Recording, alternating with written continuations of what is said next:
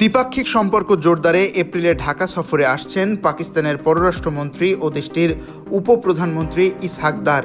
তবে তার সফরের তারিখ এখনও নির্ধারণ করা হয়নি। সফরকালে তিনি বাংলাদেশের সঙ্গে বাণিজ্য, সংস্কৃতি ও পর্যটন সহ বেশ কিছু খাতে সহযোগিতা জোরদারের বিষয়ে আলোচনা করবেন বলে আশা করা হচ্ছে। ইসহাক দারের সফর নিয়ে পাকিস্তানের পররাষ্ট্র মন্ত্রণালয়ের অতিরিক্ত সচিব ইমরান আহমেদ সিদ্দিকী 5 মার্চ বুধবার পররাষ্ট্র মন্ত্রণালয়ে বাংলাদেশের পররাষ্ট্র সচিব মোহাম্মদ জসিম-উদ্দিনের সঙ্গে সাক্ষাৎ করেন।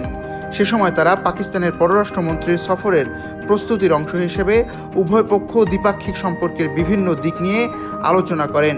ইমরান আহমেদ সিদ্দিকী পাকিস্তানের পররাষ্ট্রমন্ত্রীর পক্ষ থেকে পররাষ্ট্র উপদেষ্টা তৌহিদ হোসেনকে লেখা একটি চিঠি হস্তান্তর করেন।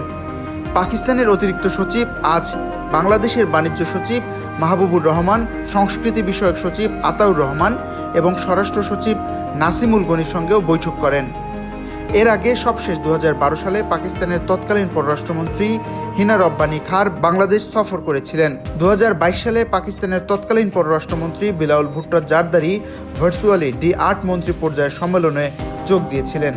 গত বছরের অগাস্টে দেশের রাজনৈতিক পট পরিবর্তনের পর প্রধান উপদেষ্টা অধ্যাপক মোহাম্মদ ইউনুস ও পাকিস্তানের প্রধানমন্ত্রী শেহবাজ শরীফের 2 বার সাক্ষাৎ হয়।